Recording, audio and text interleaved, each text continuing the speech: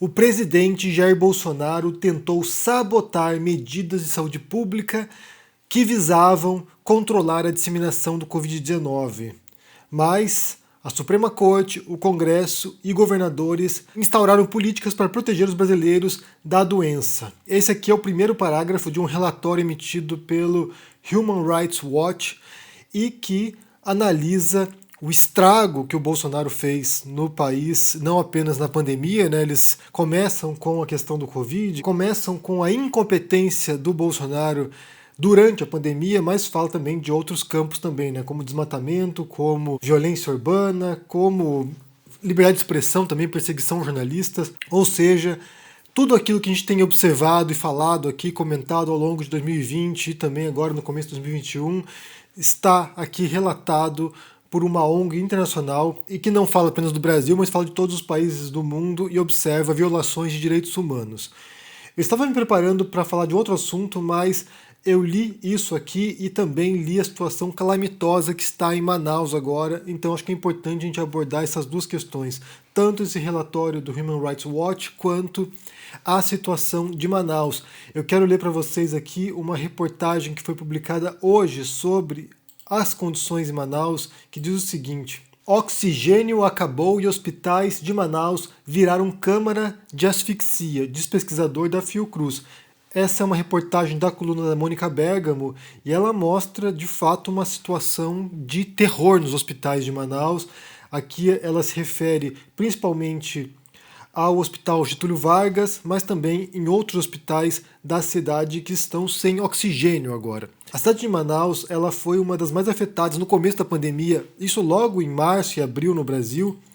A gente já viu histórias de terror mesmo na capital do Amazonas. E agora, nessa segunda onda do Brasil, que nunca acabou, na verdade, a onda, né? Você tem ali um número constante de contagiados e também de mortos todos os dias no Brasil, então é uma onda contínua. Mas agora, decorrente das festas de fim de ano, a gente sabia que isso ia acontecer, né? Não apenas no Brasil, mas também em outros países. As famílias se reuniram no Natal e no Ano Novo, e agora, né, 14, 15 dias depois disso, a gente vê mais uma leva de contagiados e contaminados e pessoas que são hospitalizadas. E elas estão lotando os hospitais da cidade de Manaus e, como diz a reportagem aqui, não tem oxigênio. E daí diz o seguinte aqui, essa é uma informação dada pelo pesquisador Gesen Orellana, que diz o seguinte: acabou o oxigênio e os hospitais viraram câmaras de asfixia. Os pacientes que conseguirem sobreviver, além de tudo, devem ficar com sequelas cerebrais permanentes.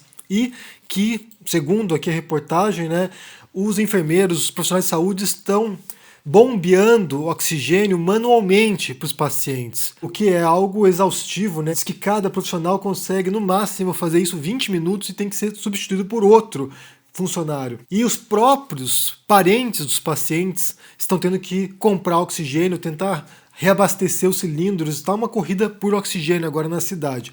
O ministro da Saúde, o Pazuello, disse que quando começar a vacinação vai começar por Manaus, porque é a cidade que está em estado mais crítico do país. Outra reportagem aqui também, essa de ontem, Covid-19, Manaus tem 198 enterros em um dia e bate recorde. Ou seja, a situação está fora de controle lá mesmo. E é claro que o governo federal transfere, né, passa a responsabilidade que deveria ter de coordenar os esforços de combate ao coronavírus, eles passam isso para as prefeituras e passam para os governadores, lavam as mãos, né? Como já fizeram anteriormente. Se a gente recordar aqui quando houve o começo da pandemia, que o governo federal simplesmente, pela tremenda perversidade e incompetência do Bolsonaro, começou a atrapalhar, como diz o relatório aqui da Human Rights Watch, sabotou os esforços, foi necessário que o Supremo interferisse e determinasse que a competência era concorrente para que prefeituras e governadores pudessem atuar.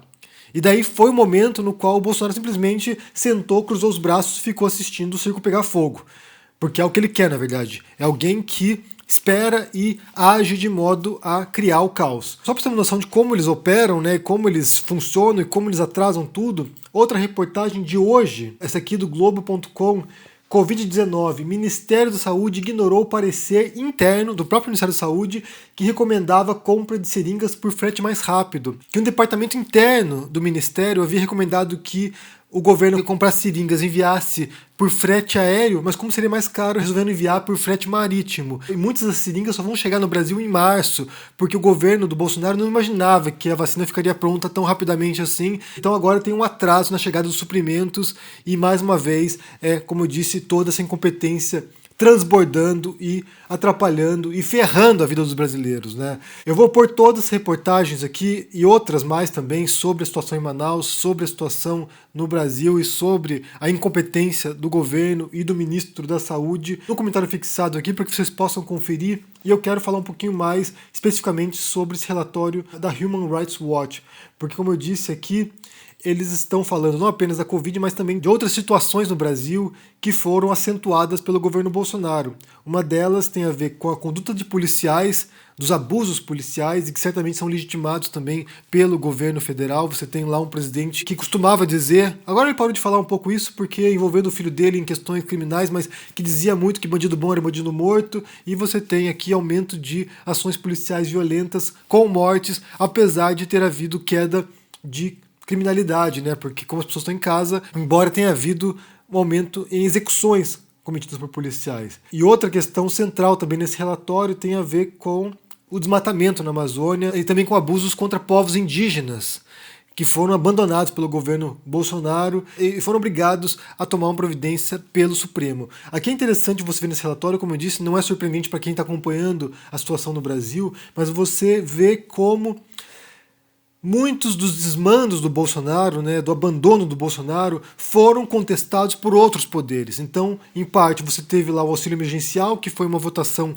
do Congresso, ou seja, foi imposto pelo Congresso que houvesse um auxílio emergencial com valor maior do que aquele que o governo havia proposto inicialmente. Então, foi uma vitória do Congresso e que depois o Bolsonaro usou a seu favor também, capitalizou em cima disso. São várias circunstâncias nas quais a gente imaginava que a popularidade dele cairia, porque ele é um zero à esquerda, mas que ele deu um laço na população e usou a seu favor, que foi, primeiro, essa descentralização da decisão para combater o coronavírus, distribuindo para prefeituras e estados, e também o auxílio emergencial, que muita gente atribuiu ao Bolsonaro, em sucessivas decisões do Supremo contrariando os desmandos do Bolsonaro. Ou seja, nesse sentido, apesar de todo o estado calamitoso, você viu ainda que houve, de um modo ou de outro, atuação de outros poderes para tentar cercear o ímpeto destrutivo do presidente.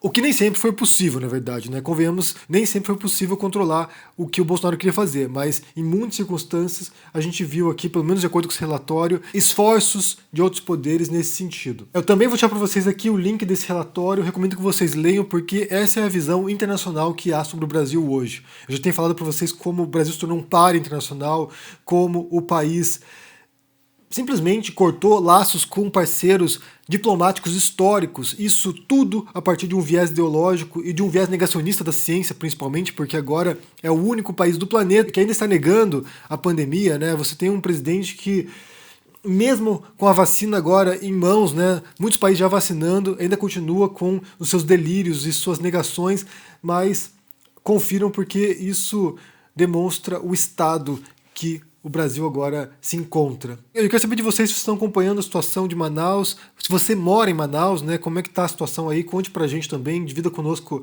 o que está acontecendo e também sobre esse relatório, se vocês leram, o que vocês concluem a partir disso aí, se a gente pode esperar algum tipo de solução para o Brasil para esse ano. Bem, deixe seu comentário aqui embaixo, deixe o joinha, se inscreva aqui no canal, se torne um membro ou um apoiador para dar uma força, se torne um aluno do ICL. Semana que vem começa o curso meu de escritas narrativas por lá, vai ser bem interessante. Também confira meus livros sobre o Bolsonaro, sobre o juízo histórico e o lançamento agora nesse mês de janeiro, a tradução do grego do livro Teogonia do Hesíodo. Um abração para vocês, se cuidem por aí, aguentem as pontas e até mais.